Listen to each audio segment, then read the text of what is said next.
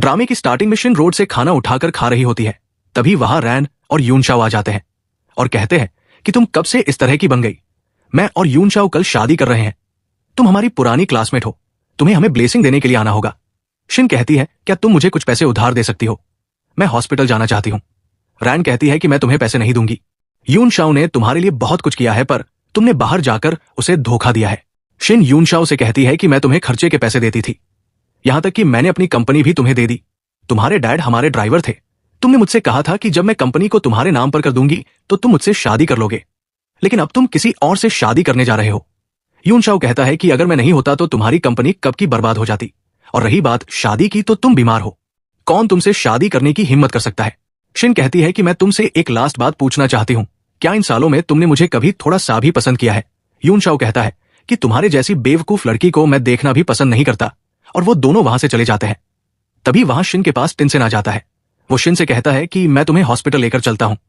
Shin उससे मना कर देती है तो टिनसेन कहता है कि मुझे माफ कर दो, मुझे आने में देरी हो गई। अगर मुझे पता होता तो मैं कभी भी तुम्हें उसके पास नहीं जाने देता। इसके बाद हमें सीन को रिवर्स होते हुए दिखाते हैं और शिन का दोबारा रीबॉर्न हो जाता है, जहां वो 10 साल पहले पीछे आ जाती है। यूनशाओ उससे कहता है कि रैन की तबीयत ठीक नहीं है, तुम जल्दी जाकर उसके लिए मेडिसिन लेकर आ जाओ और कैफेट एरिया में जाकर 2 प्लेट खाना खरीद कर लाओ।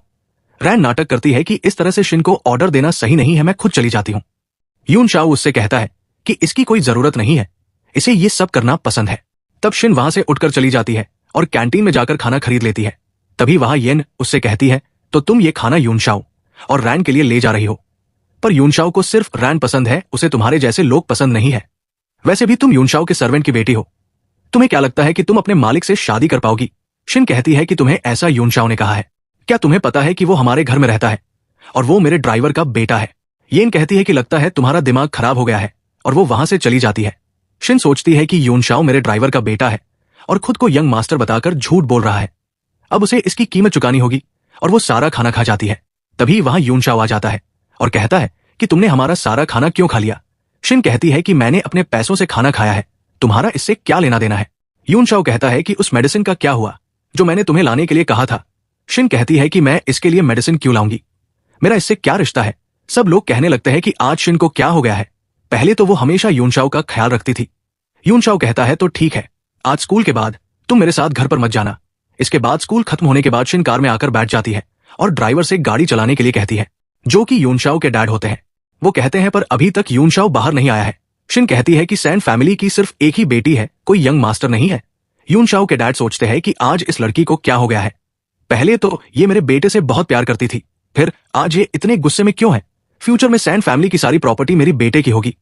ये मुझे ड्राइवर समझती है, जबकि मैं इसका होने वाला ससुर हूं। तभी वहां यूनशाओ आ जाता है। उसके डैड कार से निकलकर उसे यंग मास्टर कहने लगते हैं। शिन यूनशाओ से कहती है कि तुमने तो कहा था कि तुम मेरे साथ घर पर नहीं जाना चाहते, फिर तुम मेरी कार में क्यों बैठना चाहते हो? मेरी कार में तुम्हारे लिए कोई जगह नहीं है। यूनशाओ सोचता है कि मैं किसी को भी पता नहीं चलने दे सकता कि मैं ड्राइवर का बेटा हूं, और वो शिन को पकड़कर कार से बाहर निकाल देता है और खुद कार में बैठकर चला जाता है। शिन अपने डैड को कॉल कर देती है और उनसे ड्राइवर की शिकायत करती है।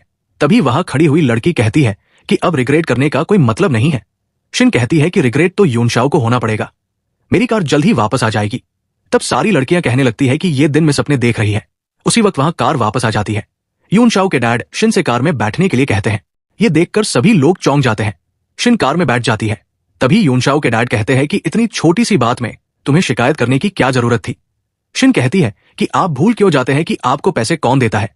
अगर तुम सच में मुझे पसंद नहीं करते हो तो अपनी नौकरी छोड़ सकते हो। तब रैन कहती है कि अगर तुम मुझे ना पसंद करती हो तो इसके लिए तुम्हें यूनशाओ को निशाना बनाने की कोई जरूरत नहीं है। मैंने ही ड्राइवर से तुम्हें वापस घर छोड़ने के लिए कहा था। यूनशाओ शिन से कहता है कि मैं तुमसे परेशान हो चुका हूं, मैं तुम्हारे साथ नहीं जाऊंगा। तभी कार चलने लगती है और शिन कार में बैठकर चली जाती है और कहती है कि ये तो बस शुरुआत है। इसके बाद शिन घर पर आ जाती है। मेर उससे कहती है कि तुम अकेले क्यों आई हो? क्या यूनशाओ तुम्हारे साथ नहीं आया है? शिन कहती है कि वो मेरे साथ क्यों वापस आएगा, वो कोई इस घर का मालिक नहीं है।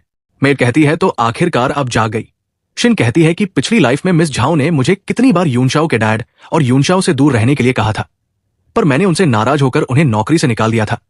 पर इस लाइफ में मैं उन्हें निराश नहीं करूंगी। इसके बाद टिनसेन शिन से मिलने उसके घर पर आ जाता है। शिन उसे देखकर खुश हो जाती है और कहती है कि यही वो फियांसे है जिसकी अरेंजमेंट मेरे फादर ने मेरे लिए की थी, पर पिछली लाइफ में मैंने यूनशाओ की वजह से इसे रिजेक्ट कर दिया था और वो टिनसेन से कहती है कि क्या हुआ, तुम मेरे पास आए हो, क्या कुछ गड़बड़ हो गई है? टिनसेन कहता है कि कुछ नहीं, मैं तो बस तुम्हें देखना चाहता था, लेकिन मैं जानता हूं कि तुम मुझे देखना नहीं चाहती, पर मैं तुम्हें देखकर खुश हूं।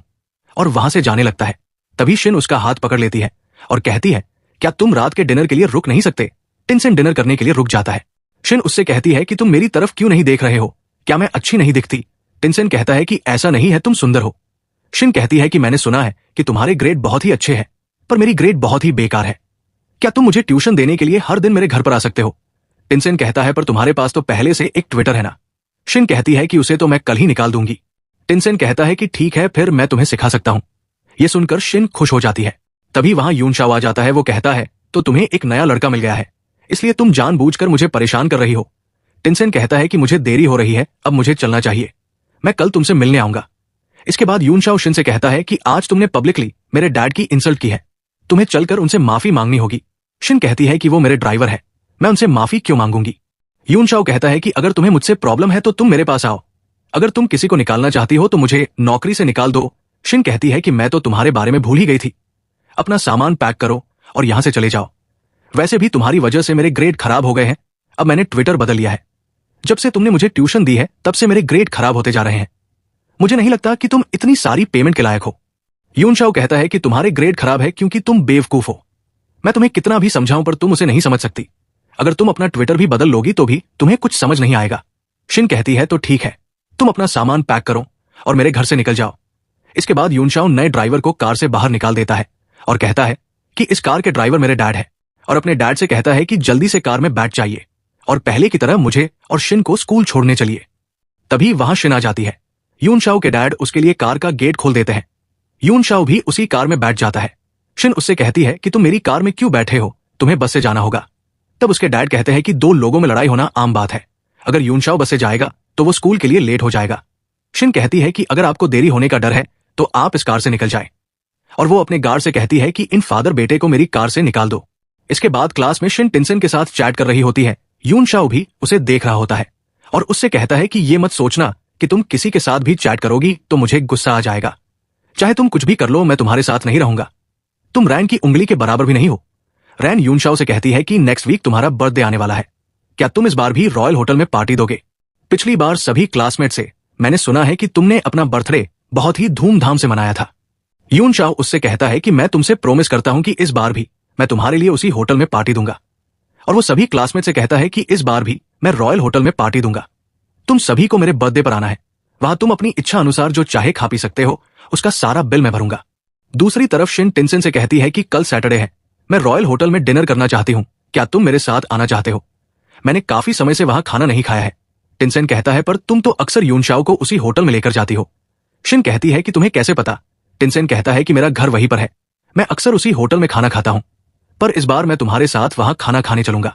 इसके बाद शिन उस होटल में आ जाती है। ये उससे कहती है कि आज यूनशाओ का बर्थडे है, तुम्हारी यहां आने की हिम्मत कैसे हुई? शिन कहती है, तो आज उसका बर्थडे है, मैं तो भूल ही गई थी। और वो सोचती है कि अब मुझे याद आया कि पिछली लाइफ में मैंने इसी होटल में उसके बर्थडे पर 3 मिलियन खर्च कर दिए थे, पर इस बार मैं यूनशाओ को ऐसा बर्थडे गिफ्ट दूंगी जिसे वो कभी नहीं भूल पाएगा। तभी वहां यूनशाओ भी आ जाता है और शिन से कहता है कि तुम यहां क्या कर रही हो? रैन शिन से कहती है कि आज यूनशाओ का बर्थडे है, तुम आज उसे अपसेट मत करो। शिन कहती है कि मेरे रास्ते से हट जाओ, और वो जाने लगती है। यूनशाओ कहता है कि तुम्हारी रैन को धक्का देने की हिम्मत कैसे हुई, जल्दी से उससे माफी मांगो। शिन कहती है कि तुमने कब देखा कि मैंने उसे धक्का दिया है? तभी येन उस पर हाथ उठाने लगती है, पर टिनसेन आकर उसका हाथ पकड़ लेता है। यूनशाओ कहता है, तो तुम मेरे बर्थडे पर नहीं आई हो, बल्कि तुम यहां इस टिनसेन के साथ आई हो, या तुम भूल गई हो कि मैंने तुम्हें इससे कांटेक्ट करने के लिए मना किया था?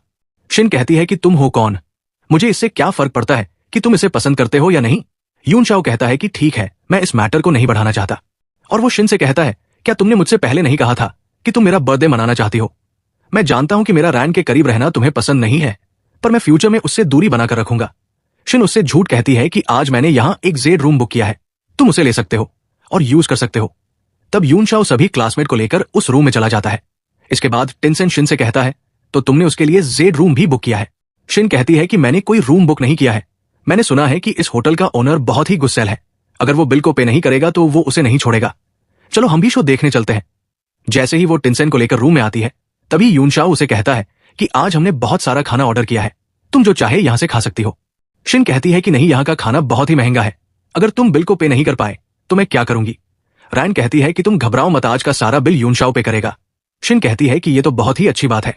तभी उस होटल का मैनेजर आकर यूनशाओ को बिल दिखाता है। येन कहती है कि यूनशाओ इस होटल का ऑनर है, तुम्हारी हिम्मत कैसे हुई उससे पैसे मांगने की। रैन कहती है कि तुम अभी इसी वक्त इस मैनेजर को जॉब से निकाल दो। मैनेजर कहता है कि चुप रहो, और वो टिनसेन को बॉस कहने लगता है। वो कहता है कि कोई यहाँ फ्री का खाना खाना चाहता है और आपकी जगह लेना चाहता है। सब लोग कहने लगते हैं कि ये मैनेजर टिनसेन को बॉस क्यों कह रहा है। यूनशाओ शिन से कहता है कि जल्दी से बिल को पे कर दो और मुझे एम्बैरेस मत करो। शिन कहती है कि आज तुम्हारा बर्थडे है और तुम मुझसे बिल पे करने के लिए कह रहे हो, क्या तुम इसे अफोर्ड नहीं कर सकते? अगर ऐसा है तो अपने क्लासमेट से कहो कि वो पैसों को इकट्ठा करे। यूनशाओ कहता है कि ये तुम क्या कर रही हो, बताओ तुम क्या चाहती हो जिससे तुम मेरा बिल भरने के लिए मान जाओगी। शिन कहती है तो ठीक है, यहां नील डाउन करो और मुझसे बेग करो। यूनशाओ कहता है कि ठीक है, मैं नील डाउन करूंगा, लेकिन अभी नहीं, बाद में। शिन कहती है तो फिर ठीक है, इस ऑर्डर को मैं पे करूंगी, और वो यूनशाओ के ऑर्डर को पे कर देती है। इसके बाद यूनशाओ के डैड शिन से कहते हैं कि मैं यूनशाओ को तुमसे माफी मांगने के लिए लाया हूं, प्लीज मुझे जॉब से मत निकालो, मैं जॉब के बिना नहीं रह पाऊंगा। और अपने बेटे से कहते हैं कि जल्दी से शिन से माफी मांगो। यूनशाओ कहता है कि मैं इससे माफी नहीं मांगूंगा और वहां से चला जाता है। फिर हमें दिखाते हैं कि स्कूल में यूनशाओ शिन से शर्त लगाता है कि अगर एग्जाम में तुम्हारे अच्छे नंबर आए तो मैं 100 किलोमीटर की दौड़ लगाऊंगा। शिन कहती है कि अगर तुम शर्त लगाना चाहते हो तो बड़ी शर्त लगाओ, अगर मेरे नंबर अच्छे आए तो तुम्हें 3 बार नील डाउन होना पड़ेगा। यूनशाओ उसकी शर्त को मान जाता है। इसके बाद छुट्टी में शिन को लेने उसके डैड आ जाते हैं। शिन उन्हें देखकर खुश हो जाती है। येन कहती है तो अब पता चला कि इसके पास इतने पैसे कहां से आए थे, क्योंकि ये एक बूढ़े आदमी को डेट कर रही है। रैन भी ये सब देख लेती है। घर पर आकर शिन टिनसेन से ट्यूशन लेने लगती है। वो कहती है कि तुम्हें क्या लगता है कि मैं जीत जाऊंगी? टिनसेन कहता है कि तुम घबराओ मत, मैं तुम्हारे साथ हूं, इस बार तुम एग्जाम में टॉप करोगी। इसके बाद स्कूल में टीचर एग्जाम का रिजल्ट सुनाती है जिसमें शिन ने टॉप किया होता है। ये सुनकर सभी चौंक जाते हैं। यूनशाओ शिन को देखने लगता है और वहां से जाने लगता है। शिन कहती है कि तुम कहां जा रहे हो, जल्दी से नील डाउन करो। यूनशाओ कहता है कि मैं 10 किलोमीटर की दौड़ लगाऊंगा, पर नील डाउन के बारे में सोचना भी मत। इसके बाद रैन टीचर से कहती है कि हर बार एनुअल फंक्शन में मैं स्टेज पर स्पीच दिया करती थी, फिर इस बार आपने उस शिन को क्यों रखा है? टीचर कहती है कि क्लास में जो भी फर्स्ट आता है वही एनुअल फंक्शन में स्पीच देता है। फिर हमें दिखाते हैं कि छुट्टी में शिन को लेने फिर से उसके डैड आ जाते हैं और कहते हैं कि मुझे यकीन नहीं होता कि तुम स्कूल की डायरेक्टर बन गई हो। तभी दूसरी तरफ रैन उनका वीडियो बना लेती है। इसके बाद शिन एनुअल फंक्शन में स्पीच देने के लिए स्टेज पर आ जाती है। तभी रैन उसे रोकती है और सबसे कहती है कि प्लीज स्क्रीन पर देखिए। वो कहती है कि ये दिन दहाड़े एक ओल्ड मैन को स्कूल के गेट पर हक कर रही थी, इसने हमारे स्कूल की रेपुटेशन को डैमेज किया है। तभी वहां प्रिंसिपल शिन के डैड के साथ आ जाते हैं। प्रिंसिपल कहते हैं कि मैं इस स्टूडेंट को सबक सिखाता हूं। तब शिन के डैड उन्हें रोक देते हैं और कहते हैं कि मैं देखना चाहता हूं कि मेरी बेटी को ये लोग किस तरह से बुली करते हैं। शिन रैन से कहती है कि वो इंसान मेरे डैड है, अगर तुम्हें यकीन नहीं होता तो तुम यूनशाओ से पूछ सकती हो, उसके फादर हमारे फैमिली के ड्राइवर हुआ करते थे। यूनशाओ कहता है कि तुम झूठ क्यों बोल रही हो, अगर तुम ये सब नहीं करती हो तो तुम्हारे पास इतने सारे पैसे कहां से आते हैं? रैन सबसे कहती है कि हमें इस तरह के स्टूडेंट को स्कूल से निकाल देना चाहिए। तभी शिन के डैड स्टेज पर आ जाते हैं और यूनशाओ से कहते हैं कि मेरी फैमिली ने तुम्हें इतने सालों तक पाला है, तुम्हारी हिम्मत कैसे हुई मेरी बेटी को धमकाने की? रैन प्रिंसिपल से कहती है कि यही वो आदमी है, हमारे पास अब सारे एविडेंस है, आप शिन को स्कूल से निकाल दीजिए। तब प्रिंसिपल उसे थप्पड़ मारते हैं और कहते हैं कि तुम्हारी हिम्मत कैसे हुई अफवाह फैलाने की? शिन के डैड सभी को अपना इंट्रोडक्शन देते हैं और कहते हैं कि मैं सैंग ग्रुप का प्रेसिडेंट हूं, आज मैं अपनी बेटी की वजह से यहां पर खड़ा हुआ हूं। मैंने अपनी बेटी को फूलों की तरह पाला है और तुम लोग इसे मिलकर बुली कर रहे हो। मेरी बेटी के बारे में जिन लोगों ने भी अफवाहें फैलाई है उन्हें स्कूल से निकलना होगा। गार्ड यूनशाओ और रैन को पकड़ लेते हैं। शिन के डैड कहते हैं कि अब मैं तुम्हें इस शहर से बैन करता हूं, कोई भी स्कूल तुम्हें एडमिशन नहीं देगा। यूनशाओ शिन से कहता है कि मुझे माफ कर दो, मैं गलत था। शिन कहती है कि मैंने तुम्हें माफी के कितने चांस दिए हैं, पर तुमने आज मुझे यहां लाकर खड़ा कर दिया है। गार्ड उन्हें पकड़ कर ले जाते हैं। उनके जाने के बाद शिन टिनसेन से कहती है कि जब मैं तुमसे पहली बार मिली थी तब मैंने तुमसे अच्छा बिहेव नहीं किया था, और साथ में इतना समय बिताने के बाद मैं तुम्हें पसंद करने लगी हूं। हमने बहुत कुछ मिस कर दिया है, अब मैं और टाइम बर्बाद नहीं करना चाहती।